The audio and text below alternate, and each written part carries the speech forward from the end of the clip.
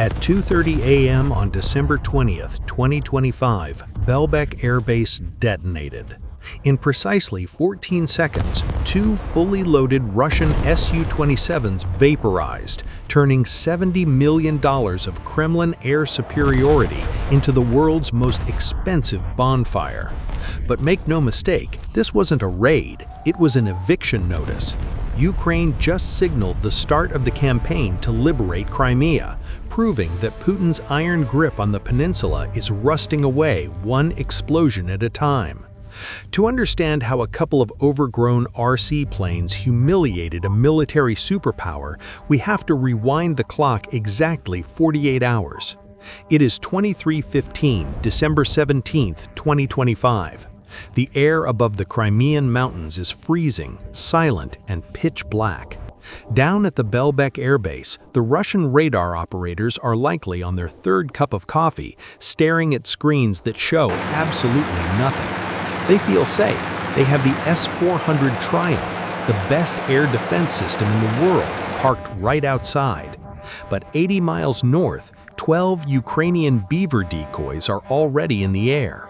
These aren't high-tech weapons. They are basically fiberglass tubes with a propeller, costing about 15 grand a pop, roughly the price of a used Honda Civic. They carry no heavy warheads. They fly slowly. They fly loudly. However, they have special Lundberg lenses attached to their wings to a sophisticated radar. These simple lenses make a tiny plastic drone look like a massive B-52 bomber. At 23:42, the Russian radar screens at Belbek light up like a Christmas tree in Times Square. Inside the command vehicle, panic sets in instantly. The operator sees 12 heavy bombers inbound. He screams the order to engage. The Panzer S-2 swings its turrets. Its phased array radar locks on. A 57 E-6 missile screams off the rail at Mach 3, trailing white smoke into the night, then another and another. For the next 4 minutes, the night sky is full of fire. The Russians are cheering. They are watching blips disappear from their screens one by one. They think they are repelling a massive NATO-style air raid. The problem is, they are firing $500,000 interceptors to kill $15,000 decoys. It's like trying to kill a swarm of mosquitoes by throwing gold bars at them. You might hit a few, but you're gonna go bankrupt doing it. And while the Panzer crews are high-fiving each other and crucially waiting for their autoloaders to rack new missiles, the real executioners arrive. Trailing 5 minutes behind the decoys, skimming just 50 feet above the tree line, are 6 SBU Alpha FP2 kamikazes. These are the ninjas, price tag about $75,000 each, the cost of a fully loaded Chevy Tahoe. But unlike the decoys, these carry 220 pounds of thermobaric hate. And here's the genius part. They aren't using GPS. Russian jamming is screaming across all frequencies, but the FP2s don't care. They are flying on optical terminal guidance. Their AI brains are looking at the ground, comparing it to satellite maps stored on their hard drives. They aren't listening for a signal, they are looking for a shape. At 23:51, the lead FP2 pops up over the ridge. Its thermal camera spots the first target, the Nebo SVU radar. This is a $100 million VHF beast, a massive array of antennas designed to find stealth fighters. On the lead drone's thermal feed, the radar's power generators are glowing white-hot against the cold ground. The drone dives. The Russian electronic warfare officer frantically tries to jam it, cranking his output to maximum, but you can't jam a camera. The impact isn't just an explosion, it's a deletion. 220 pounds of high explosives detonate inside the delicate antenna array. The blast wave shreds the million-dollar emitters like wet tissue paper. The eye that watches the entire southern sector goes black. Seconds later, the second FP2 slams into the gravestone engagement radar. This is the brain that guides the S-400 missiles. Without it, those massive missile tubes are just expensive telephone poles. However, the Russians aren't just sitting there taking it. They are fighting for their lives. As the 3rd and 4th FP2s bank in for their runs, the Panzer S2 crew veterans who realized the Beavers were bait finally switched to manual optical tracking. The turret spins. The twin 30mm autocannons roar to life, spitting out 5,000 rounds per minute. It's a wall of tungsten. FP2 number 4 flies straight into that buzzsaw. It disintegrates in mid-air, shredded into confetti before it gets within half a mile of the runway. Simultaneously, a Russian soldier on the perimeter, adrenaline pumping through his veins, manages to get a tone on FP2 number 5 with his Burba man-pads. The missile leaps off his shoulder. It's a brilliant shot.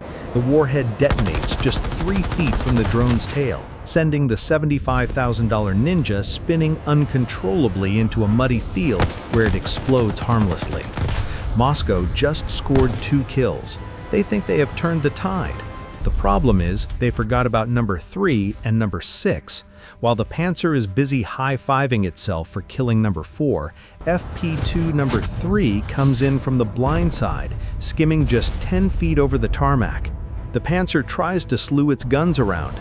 Too late. The drone slams into the ammunition storage on the side of the truck. The remaining missiles on the rails cook off, turning the defense system into a spectacular fireball that illuminates the runway for 3 miles. And number 6, with the defenses down and the sky clear, it ignores the command trucks. Its thermal camera locks onto a massive heat bloom on the taxiway. It's a MiG-31 Foxhound. This isn't just a jet, it's a 90,000-pound monster capable of Mach 2.8. But right now, it's sitting still, engines spooling up, its internal tanks gorged with over 35,000 pounds of jet fuel to start a patrol. It is literally a flying gas station waiting for a match. For a second, it looks like the mission is scrubbed.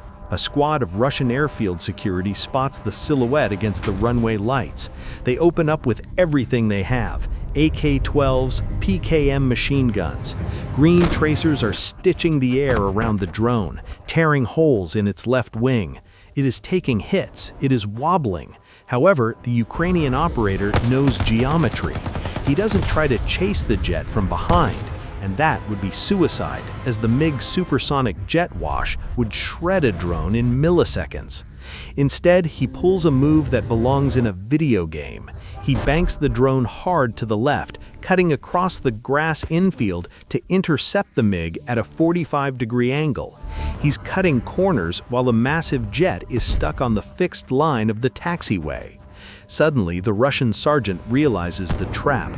The drone is now flanking the jet, using the MiG's own massive fuselage as a shield. If his men keep shooting at the drone, their bullets will rake the cockpit and the fuel-filled wings of their own $60 million aircraft. He screams, "Cease fire!" over the roar of the engines. The wall of lead stops instantly. For 3 agonizing seconds, the Russians just watched, helpless, paralyzed by the fear of killing their own pilot. Number 6 dives, aiming not for the tail, but for the giant yawning mouth of the left air intake. The 220-pound warhead doesn't just hit the jet, it gets inhaled. The high-speed turbine blades spinning at thousands of RPM swallow the drone and its explosives instantly. But the warhead isn't the real killer here, it's the fuel. The explosion ignites 40,000 pounds of high-octane kerosene instantly. The explosion is so bright it tricks the streetlights at Sebastopol into turning off. The pilot didn't even have time to touch the ejection handle. One moment, a $60 million interceptor. The next, a crater. Moscow reported shooting down 13 drones that night, 11 decoys and 2 actual threats. And technically, they weren't lying. The reality, however, is that by 00:05 a.m., the score was Ukraine 5, Russia 2. The Belbek air defense network was blind, and its fastest interceptor was burning on the tarmac, and Ukraine was just clearing its throat. For the next 48 hours, an eerie silence fell over the airfield. No patrols took off, no radar spun. The unblinking eye of Crimea was gone. Inside the command bunker, the mood was frantic. Moscow promised replacement S-400 components from the mainland, but logistics in a war zone are a nightmare. The replacement radar was stuck on a train near the Kerch Bridge. The new Panzer unit was delayed by partisans sabotaging rail switches in occupied Kherson, so the base commander had to improvise. He stripped every available soldier from mess duty and logistics, handing them Igla and Verba man-pads. He set up visual observation posts, literally guys with binoculars standing on roofs, shivering in the December wind. He ordered Zu-23-2 anti-aircraft guns, technology from the 1960s, dragged out of storage and sandbagged around the remaining aircraft shelters. They were trying to fix a bullet hole with a Band-Aid. It is now 2 a.m. on December 20th, 2 days since the first strike. The base is on high alert. 10 miles out over the Black Sea, 10 new shapes appear. 3 more beaver decoys to make noise, and trailing them, 7 upgraded FP2s. But these aren't the same drones from Tuesday. The Ukrainian engineers have tweaked the fuel mixture to burn cooler. They have coated the exhausts to a thermal camera. These things are ghosts. The Russians have their guns, they have their missiles, but as they are about to find out, you can't shoot what you can't see. At 2:25 a.m., the sound starts. It isn't the roar of a jet. It is a low, rhythmic thrumming, like 1,000 angry lawnmowers floating in the pitch-black sky. The Russian defenders on the ground know exactly what that sound means. "Vozduk! Air raid!" screams a sergeant. Suddenly, 6 xenon searchlights snap on, stabbing beams of white light into the clouds. The Zu-232 anti-aircraft guns open up. Lines of red tracers crisscross the sky. They're throwing up a curtain of steel. And it works at first. One of the beaver decoys flies straight into a 23mm shell. It bursts into a cloud of fiberglass splinters. The Russian gunners cheer. They think they are winning. They think this is target practice. However, down on the perimeter fence, a Russian man-pads team is having a nightmare. A soldier shoulders his Igla S. This is a top-tier missile worth as much as a Porsche, designed to hunt heat. He hears the drone FP2 kamikaze buzzing right over his head. He points the tube. He waits for the lock tone. Silence. He hits the uncag button. Nothing. The seeker head is scanning, spinning, desperately looking for heat, but the Ukrainian engineers played a master stroke. The FP2's piston engine is small, shrouded, and flying in the freezing December air. To the missile's infrared eye, the drone is virtually the same temperature as the night sky. It is like trying to lock onto an ice cube in a blizzard. "I can't get a tone! No lock! No luck!" he screams, dumping the useless missile and grabbing his AK-12. He starts firing blindly into the dark, tracers sparking harmlessly into the void. While the infantry is panic firing at shadows, FP2 Ghost 1 finds its mark. It ignores the searchlights. Its AI vision identifies revetment 4.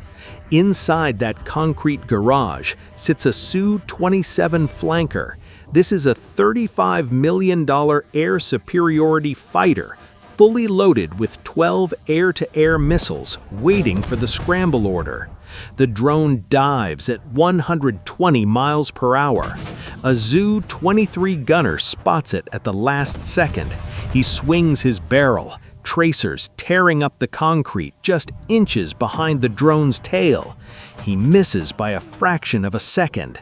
The drone threads the needle, flying straight into the open mouth of the concrete shelter. The warhead detonates, But the real destruction comes a millisecond later. The blast ruptures the Su-27's fuel tanks and sets off its R-73 missiles.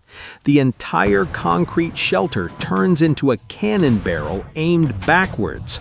A tongue of orange fire shoots 300 feet out of the entrance, carrying pieces of titanium and avionics with it. One flanker down. Chaos erupts. The Russians are disoriented. The explosion has blinded their night vision. On the taxiway 500 yards east, it is a different story. A second Su-27 is active. Its engines are turning. The pilot, seeing the fireball at revetment 4, knows he is a sitting duck. He punches the throttle, trying to get his bird moving, trying to taxi to the runway and get airborne, where he has a fighting chance. He is racing against FP2 Ghost 2. The drone operator, seeing the jet moving, banks hard right. The G-forces are maxing out the airframe. The Russian pilot sees the drone on his radar warning receiver. No, wait. He sees it with his eyes, a dark shape banking against the firelight. The pilot jams the throttles to full afterburner. The two AL-31F engines spit blue fire, trying to push 30 tons of metal down the taxiway. He is trying to outrun a drone on the ground.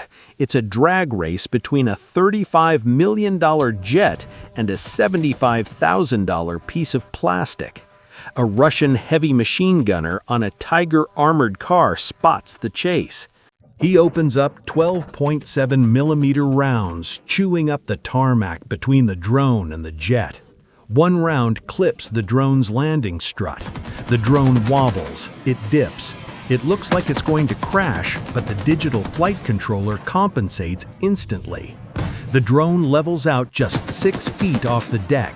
It is now flying in the jet wash of the Su-27.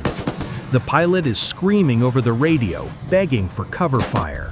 But the drone is now in his blind spot, right behind the tail fins. Impact. The drone slams into the dorsal spine of the Su-27, right between the engines. The explosion breaks the fighter's back instantly. The fuselage buckles. The nose slams into the concrete spark, showering like a grinder. The fuel tanks rupture and the momentum carries the burning wreck, skidding another 200 yards down the taxiway, leaving a trail of liquid fire. Double kill. In the span of 3 minutes, two of Russia's deadliest birds, $70 million of hardware, have been deleted. The gunfire slowly dies down. The only sound left is the crackle of burning jet fuel and the distant fading buzz of the remaining drones circling overhead, looking for seconds. As the sun comes up over Belbek again on December 20th, the smoke is still rising. But the most damaging thing for Vladimir Putin isn't the smoke, it's the silence. The unsinkable aircraft carrier of Crimea is now just a very expensive parking lot for burnt metal. Let's tally the bill, shall we? This wasn't just a raid, it was a liquidation sale. In 3 days, Ukraine spent maybe $1 million on drones. In exchange, they deleted 2 radars worth $160 million, a Panzer system worth $15 million, a MiG-31 and 2 Su-27s worth a combined $130 million. That is nearly $500 million of losses for $1 million. If you were a Wall Street trader, that is a return on investment of 50,000%. There isn't a hedge fund on the planet that can beat those numbers. But the dollar signs are just the surface. The real damage is strategic. With Belbek paralyzed and its radar blind, the Russian Black Sea Fleet has lost its air umbrella. They can't patrol the grain corridor. They can't stop Storm Shadow missiles. They are naked. The Kremlin spins this as a technical accident, standard procedure. However, high-definition footage from the drone's own cameras is already flooding Telegram and Twitter. The myth of the impenetrable Crimean air defense has been shattered. Every Russian pilot walking to his jet this morning is looking over his shoulder, wondering if a $75,000 piece of plastic is waiting for him. This brings us to the lesson of the day, folks. Ronald Reagan didn't defeat the Soviet Union by outshooting them. He defeated them by outspending them. He forced them into an economic race they couldn't win. Ukraine is doing the exact same thing, but smarter. They are using $10,000 drones to force Russia to burn million-dollar missiles.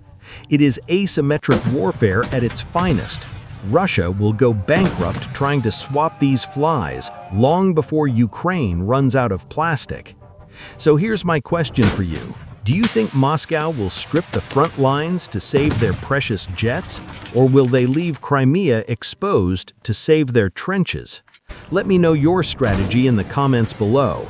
And if you enjoyed watching a superpower get outsmarted by hobby-grade electronics, smash that like button and subscribe.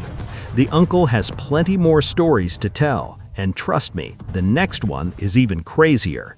Bye for now.